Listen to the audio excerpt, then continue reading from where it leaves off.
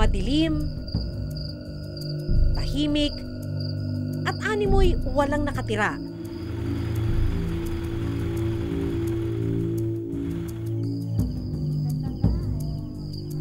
Pero ang lugar na ito ang relocation site ng ilan sa mga nakaligtas sa hagupit ni Ondoy. Mula nang ilipat sila rito noong March 2010, hindi pa rin sila nakararanas na magkaroon ng kuryente. Isa sa mga nakatira rito si Noemi Hardin. Kasama niya rito ang kanyang anak na si Bea, 14 na taong gulang. Silang mag-ina na lang ang magkatulong ngayon sa buhay matapos pumanaw sa trahedya ang kanyang asawa. Parang lahat ko wala pang kuryente. Wala po kasi yung iba nakalang pong kakain kasi para nasa bahay na po ng gabi. Mahigit 4 na taon din ang inabot bago sila nakalipat dito sa relocation site. Siya rin mismo ang nagtayo ng bahay na ito sa tulong ng isang NGO o non-government organization. Mag-iisang taon pa lang kayo nandito sa bato na bahay. For a long time, talagang tinitiis niyo po yung sitwasyon noon sa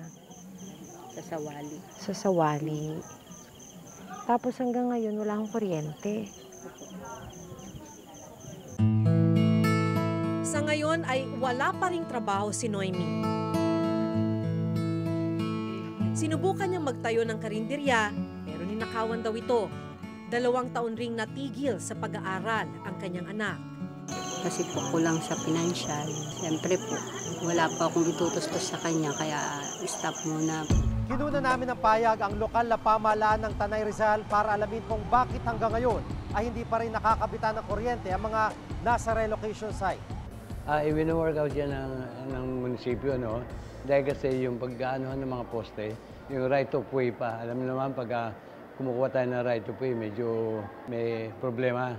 Ay pinipilit po na bago magpasko ay magkaroon na yun ng kuryente. Kahapon muling binisita ni Noemi ang lugar kung saan nakatirik ang dati nilang tirahan. Lagpas pa dito sa puno ng saging ang tubig.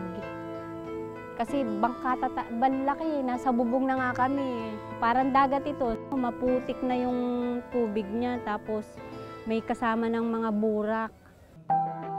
5 taon man ang lumipas, sariwa pa rin sa kanyang alaala ang dilubyong dinanas nila.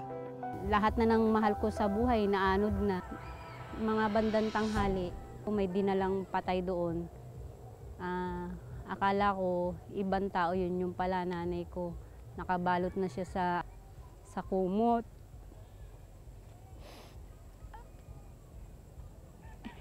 Pa lang yung nakikita ko, kilala ko na kasi siyempre nanay mo. Kilala mo na siya. Idineklara ng danger zone ang dating kinatitirikan ng bahay ni Noemi. Kaya kahit mahirap ang buhay sa relocation site, wala na raw silang balak itayo pa ang dating bahay. Wala na kasi inano na ito dineclare na danger zone. Kaya hindi na kami pwedeng bumalik. Kaya doon na kami dinala sa relocation site. Kung sina Noemi ay may nauuwian sa relocation site, ang pamilya ni Luz wala pa rin permanenteng tirahan doon, kaya pinili nilang magtayo ng barong-barong sa ilalim pa rin ng tulay. Wala rin daw kasing hanap buhay doon. Kaya titiisin na lang daw nila ang tumira sa delikadong lugar kaysa hindi sila makakain. Kinakabahan ka na lang lagi pagka malakas ang ulan. Pag lumakas, lipat na lang po kami sa taas. Nasa barangay. Ayon sa Citizens Disaster Response Center, paulit-ulit na problema sa mga relocation center ang kawalan ng kabuhayan at pangunahing serbisyo o basic services para sa mga residente. Ang mga relocation sites, dapat may component na ina-address niya yung root cause of the problem. Bakit sila nandiyan? Nandiyan sila kasi malapit yan sa kabuhayan nila. Ngayon, kung papalitan mo ng libreng pagtira din, pero malayo naman sa source ng kabuhayan nila, ano mangyayari? Na-solve mo ba yung problema? Bukod sa relokasyon, isa pang hamon hanggang ngayon ang hindi pa rin natutugunan ay ang problema sa pagbaha.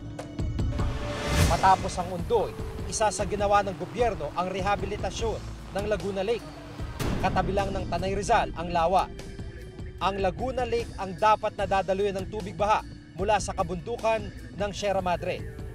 Pero dahil mababaw ng Lawa, umaapaw ang tubig baha at dumidiretso sa mga kabahayan.